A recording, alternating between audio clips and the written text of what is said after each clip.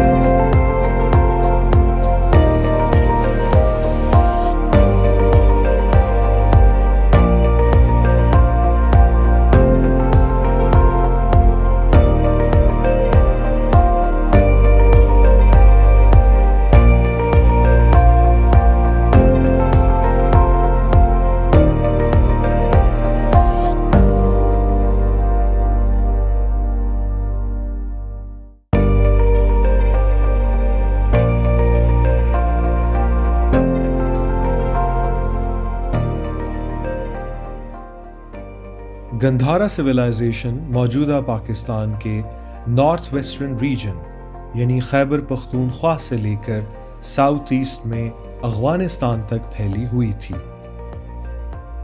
موجودہ پاکستان میں پشاور ویلی اور سوات ویلی کے علاقے سے لے کر ٹیکسلا اور خطہ پوٹوہار میں بھی گندھارا تہذیب کے نشان ملتے ہیں. گندھارا ایک قدیم تہذیب ہے جو تقریباً 1400 BC سے لے کر 800 BC تک قائم رہی. یعنی حضرت عیسیٰ کی پیدائش سے 1400 سال پہلے قائم ہوئی اور 800 BC یعنی حضرت عیسیٰ کی پیدائش سے 800 سال پہلے تک موجود رہی.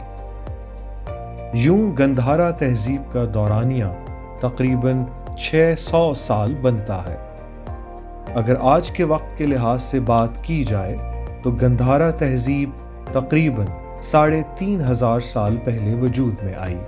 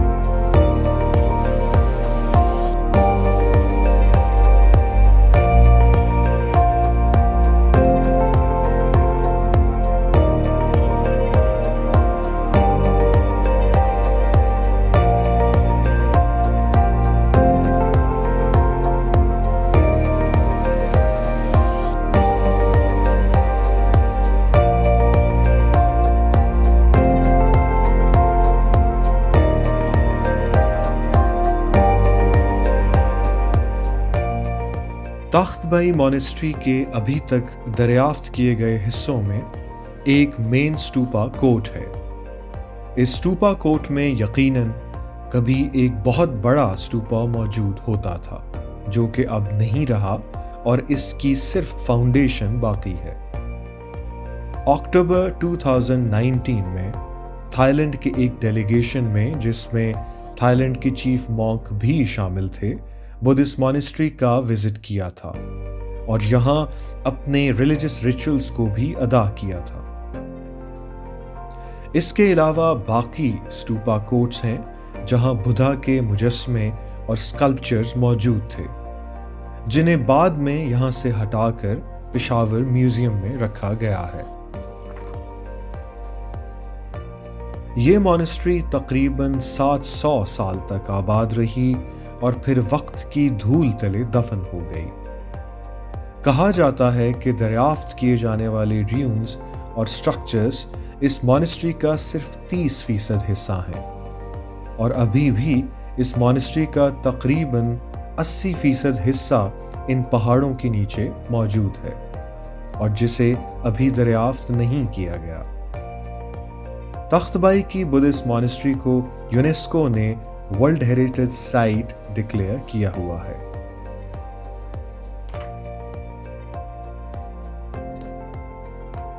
باقی قابل ذکر حصوں میں بدھسٹ مونکس کے رہنے کے لیے چیمبرز بھی موجود ہیں، لیکن اس حصے کی چھت اب موجود نہیں۔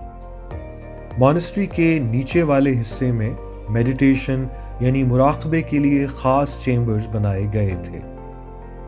یہ حصہ، اس کی دیواریں اور چھت 2000 سال گزرنے کے باوجود ابھی بھی اچھی حالت میں ہے۔